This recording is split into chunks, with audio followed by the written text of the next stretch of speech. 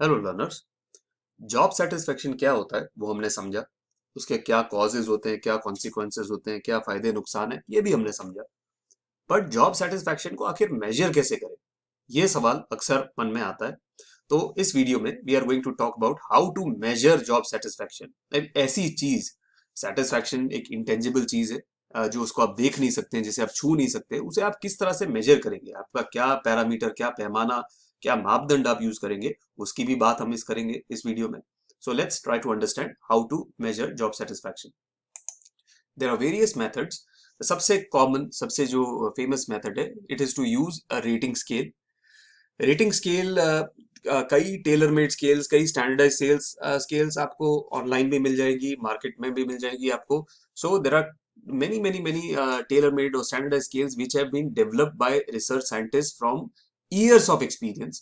तो instead of designing your own scale, आप अपना क्वेश्चनर डिजाइन करें या अपना एक सर्वे डिजाइन करें, उसकी जगह पे सबसे पहले कोशिश कीजिए if you can use N already available scale in the market, जिसमें क्या होता है कि एम्प्लॉयज रेट करते हैं अपने सेटिस्फेक्शन को, हाउ सेटिस्फाइड दे आर और how dissatisfied they are regarding certain standards of the job. तो उसको आप रेट करते हैं।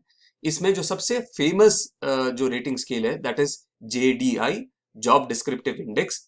इसको डेवलप किया था स्मिथ, कैंडल एंड हुलिन ने, and it is a very popular standardise scale. अगर आप ये स्केल को अगर आप गूगल करके आप देखते भी हैं, तो इसमें जो क्वेश्चंस है वो काफी इंसाइटफुल होते हैं, जिससे एम्प्लॉयज डिफाइन कर सकते हैं हाउ सेटिस्फाई और how dissatisfied with their jobs, जिससे मैनेजर को समझ में आए कि कंपनी में क्या हालत है और मुझे कहाँ पे इंप्रूवमेंट की जरूरत है। Then comes critical incidents. Critical incidents के द्वारा अगर आप जॉब सेटिस्फैक्शन मेजर करने की कोशिश कर रहे हैं, तो what you will do as a manager, you will describe incidents on their job. You'll ask your employees to describe incidents on their job when they were particular satisfied or dissatisfied. आप अपने employees को ही बोलते हैं कि आप बताइए कि ऐसी कोई मोमेंट जब आपको बहुत अच्छा लगा हो आपकी जॉब के, like you are very satisfied with the work, with the company, you are very happy with your work. और एक ऐसा इंसिडेंट डिस्क्राइब करो जहां पे आपको लगा हो कि आपके साथ कुछ अनफेयर हुआ है, या you didn't get what you deserve, या यू आर वेरी डिससेटिस्फाइड, आपको बिल्कुल अच्छा नहीं लगा, बहुत ही आपको गुस्सा आया या बहुत ही आप सैड फील कर रहे थे। तो उस चीज को डिफाइन कीजिए।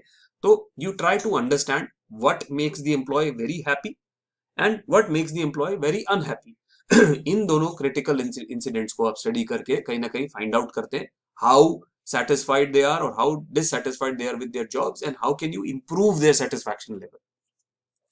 Third method of measuring job satisfaction is interviews. आप एम्प्लॉयज के साथ periodically time to time individual interviews लेते हैं। जो बात आप रेटिंग स्केल में या क्वेश्चनर के थ्रू करते हैं, वही बात आप डायरेक्ट उनके साथ पूछ के यू इंटरव्यू देम इंडिविजुअली, एक एक करके अलग से उन्हें आप इंटरव्यू ले सकते हैं।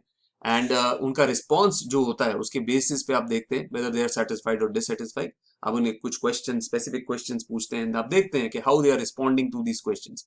आमतौर पे इट इज एडवाइजेबल कि कोई ऑब्जेक्टिव पर्सन, चाहे वो कंपनी का HR वाला हो, या फिर इट इज, आज की डेट में इट इज एडवाइजेबल कि ऐसी स्पेशलाइज्ड कंपनीज है जो आपका एक थर्ड पार्टी इवेल्युएशन करके आपको एम्प्लॉयज का देती है, जिससे आप किसी थर्ड पार्टी, किसी कंसल्टेंट को, किसी कंपनी को आप हायर कर सकते हैं, जो आपको आपके एम्प्लॉयज को इंटरव्यू करके बता सकते हैं वेदर दे आर सेटिस्फाइड और dissatisfied. Why I am saying that you should look for an objective evaluation is that because हो सकता है एम्प्लॉयज अपने बॉस के सामने खुल के नहीं बता पाए, या HR मैनेजर के सामने भी खुल के नहीं बता पाए what is causing them dissatisfaction.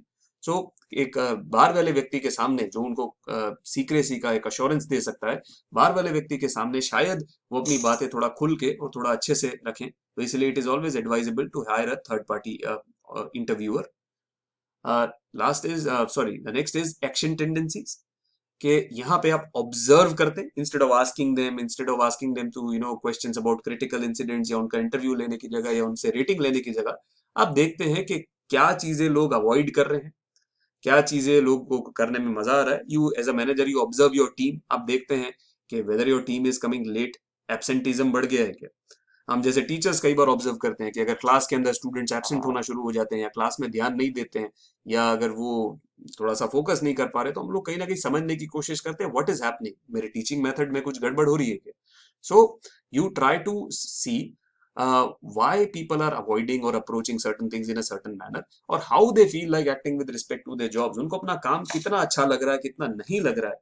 तो क्या करें, if for example you observe that your employees avoiding, आपका अगर कोई सेल्समैन है, आप देखते हैं कि उसको ट्रैवल करने में तो बड़ा मजा आ रहा है, उसको जाके कंपनियों में मिलना, कस्टमर से मिलने में बड़ा मजा आ रहा है, बट उसको रिपोर्ट्स बनाने में बहुत उसको बोरियत लग रही है, उसको कंटाड़ा आ रहा है। तो आप उसमें क्या कर सकते हो, how can you help them so that they feel satisfied with their job? So this is something that you can approach in a way by just observing the action tendencies of people. Next is Likert scale. Likert scale is a kind of a rating scale. तो ये है तो rating scale का एक example, but this is one of the most famous scales that is used not just to measure job satisfaction but any kind of perceptual. हम जब rating लेते हैं किसी भी चीज के, आप जैसे जो एमबीए के स्टूडेंट्स है, आप लोग काफी बार जाने अनजाने लाइकर्ट स्केल यूज करते ही है। जब आप अपने प्रोजेक्ट्स के लिए क्वेश्चनर लोगों से फिल करवाते हैं, तो अग्री और स्ट्रांगली डिसएग्री और स्ट्रांगली डिसएग्री और स्ट्रांगली अग्री का जो आप एक ऑप्शन देते हैं कि on a scale to 1 to 5, 1 being strongly disagree, 5 being strongly agree, आप इस स्टेटमेंट से कितना अग्री या डिसएग्री करते हैं। तो लोग यूजुअली 1 2 3, जैसे अगर मॉडरेट फील करेंगे तो 3 सिलेक्ट करेंगे, अग्री करते हैं तो बहुत स्ट्रांगली अग्री नहीं करते तो 4 सिलेक्ट करेंगे, डिसएग्री करते हैं बट बहुत स्ट्रांगली नहीं तो 2 सिलेक्ट करेंगे। तो ये एक लाइकेट स्केल एक टूल है जो यूज किया जा सकता है। इसको जॉब सेटिस्फैक्शन मेजर करने के लिए भी लोग यूज करते हैं। So you ask employees some questions and you ask them to agree और disagree regarding certain job factors. जैसे जो बहुत कॉमन क्वेश्चन देखा जाता है, how strongly do you agree और डिसएग्री विद द स्टेटमेंट, उसके अंदर सबसे कॉमन जो स्टेटमेंट देखा जाता है वो ये देखा जाता है, I am satisfied with my salary. ये ऑलमोस्ट सभी सर्वेस के अंदर मैंने क्वेश्चन देखा है, are you satisfied with your salary? तो एम्प्लॉय लिखेगा अग्री, या 4 की रेटिंग देगा या 3 की रेटिंग देगा, मतलब फुली सेटिस्फाइड नहीं है बट डिससेटिस्फाइड भी नहीं है। फिर आप एक क्वेश्चन पूछ सकते हो कि are you happy with your boss, या are you happy with the quality of supervision offered by your boss? तो उसके अंदर अगर वो 2 देते हैं तो मतलब दे आर डिससेटिस्फाइड, तो कहीं ना कहीं उसके ऊपर हमको फोकस करना पड़ेगा। अगर आप ऐसा फैक्टर डालते हैं कि are you satisfied with the incentive programme that your company is offering you, तो वहां पे उनका किस तरह का रिस्पॉन्स आता है। तो 1 to 5 के ऊपर वो लोग रेटिंग करते हैं, और इस रेटिंग के बेसिस पे you try to understand, you as a manager try to understand whether they are satisfied और dissatisfied with the job. Last जो बहुत कॉमनली और बहुत ऑब्वियसली यूज मेथड है, you use the existing information. आप daily अपने employees से मिलते हैं, तो डेली बातचीत के दौरान, खासकर हम लोग अपने एम्प्लॉयज के साथ कांटेक्ट में अगर रहते हैं, तो डेली बातचीत के दौरान हमें समझ के आता है कि वेदर दे आर हैप्पी और दे आर नॉट सेटिस्फाइड। आप एग्जिस्टिंग डेटा देखते हैं कि कंपनी किस तरह से परफॉर्म कर रही है, what are the turnover figures, what are the sales figure, what are the absenteeism figures, employees कितनी छुट्टियां ले रहे हैं, एम्प्लॉयज कितना टाइम पे आ रहे हैं नहीं आ रहे। तो ये डेटा को आप स्टडी कर सकते हो। तो जिसको आप जैसे रिसर्च के अंदर सेकेंडरी डेटा आप स्टडी करते हो, तो उस तरह से आप सेकेंडरी डेटा को स्टडी कर सकते हो। Interaction and communication with your teams, with your employees, that also helps. Periodically, हफ्ते में एक बार, महीने में एक बार आप अपने एम्प्लॉयज के साथ एक मीटिंग कर सकते हैं, जहाँ पे यू कैन इंटरेक्ट फ्रीली, कि भाई आप बताइए what is good for you, what is not. So this is again one of the measure of job satisfaction. अब ये हम क्यों करते हैं, why do we measure job satisfaction? क्योंकि इसके कुछ बेनिफिट्स है। तो let's talk about benefits of measuring job satisfaction. Now बहुत obviously it gives you an indication of general level of satisfaction in a company. Company में जो general माहौल है वो कैसा है, पॉजिटिव माहौल है, नेगेटिव माहौल है, तो वो आपको कहीं ना कहीं आइडिया मिलता है। It improves communication not only between the manager and the employees but also between the employees themselves, कि जहाँ पे आप सब लोग अगर आपस में वाद संवाद रखते हैं तो कम्युनिकेशन चैनल आपका इंप्रूव होता है, अच्छे से साथ में मिलजुल के काम कर पाते हैं। It results into a positive attitude, improved attitude, और उसके बेनिफिट्स हम ऑलरेडी डिस्कस कर चुके हैं। It helps in discovering indirect productivity problems like absenteeism, turnover, poor quality of work. अब देखिए, जो डायरेक्ट प्रोडक्टिविटी की प्रॉब्लम है कि एम्प्लॉय क्यों परफॉर्म नहीं कर रहा है, वो तो आप फिर भी फिगर आउट कर लोगे। बट जो इनडायरेक्ट प्रॉब्लम्स होती है कि भाई वर्कर्स काम पे आ क्यों नहीं रहे, आ रहे हैं तो लेट क्यों आ रहे हैं, उनका एम्प्लॉयज क्यों नौकरी छोड़ के जा रहे हैं, why there is such an high employee turnover in my company, या फिर उनका काम कर तो रहे हैं बट वो शिद्दत के साथ नहीं कर रहे हैं, वो क्वालिटी ऑफ वर्क उनका हिट हो रहा है। तो ये सब चीजों को आप समझ पाते हैं if you understand and measure the job satisfaction. Management can assess the training needs. ये देख पाते हैं कि भाई कहाँ कहाँ पे हमारे एम्प्लॉयज लैक कर रहे हैं, कहाँ कहाँ पे वो लोग फील कर रहे हैं, तो वहां पे हम उन्हें ट्रेनिंग दे सकते हैं। For example, if your employees say that they are feeling very stressed, उनको काम में बड़ा स्ट्रेस महसूस हो रहा है, तो आप एक स्ट्रेस मैनेजमेंट का उनका वर्कशॉप कर सकते हैं।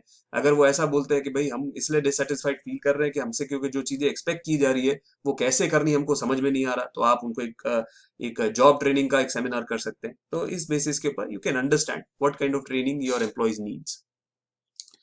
Next is effectiveness of the organisational reward system. कई बार क्या होता है, मैनेजर और टॉप मैनेजमेंट एक बहुत अच्छा ऑर्गेनाइजेशन का रिवॉर्ड सिस्टम बनाता है, इंसेंटिव सिस्टम बनाता है और सोचता है कि एम्प्लॉइज खुश होंगे उससे। But once you ask them whether they are satisfied और डिससेटिस्फाइड, जैसे लाइकर्ट स्केल की हमने बात किया, पूछते हैं are you happy with the company's incentive programme, तो आप रियलाइज करते हो नहीं यार, हमने जो सिस्टम बनाया है employees are not feeling that excited by it, so probably we need to review it. So it helps you to understand the effectiveness of the rewards that you are giving to your employees. It is an evaluation of impact of organizational changes on employees attitude, कि आप खासकर अगर employ, जब जैसे हमने critical incidents की बात की, तो कभी अगर आपके ऑर्गेनाइजेशन के अंदर कोई बहुत बड़ा कुछ चेंज लेके आते हैं, या अगर आप कोई पॉलिसी के अंदर चेंज लेके आते हैं, कोई आपका मैनेजमेंट चेंज होता है, वट एवर इट इज, उसका एम्प्लॉय के एटीट्यूड पे क्या फर्क पड़ता है, हाउ डीपली और how little it is affecting them, इस चीज को स्टडी किया जा सकता है अगर आप जॉब सेटिस्फैक्शन को अच्छे से स्टडी करें। It is useful to the unions, कि जो ट्रेड यूनियंस है या एम्प्लॉय यूनियंस है वो लोग समझ पाते हैं कि किस एरियाज पे हमको मेहनत करने की जरूरत है, सो दैट हमारे यूनियन के साथ ही थोड़ा सेटिस्फाइड फील करे। तो these are some of the benefits of measuring the job satisfaction. with this we will end this topic here. Next video mein we will talk about responses to job satisfaction, so please click on the next video. Also, if you are listening to me now, please hit the like button if you have already not done it, subscribe to the channel, that helps, and share it with your fellow classmates, unko bhi agar ye video help karta hai, then I'll be very happy, I will be very satisfied in my job that I've done a good job in teaching bright young learners like you. So thank you very much.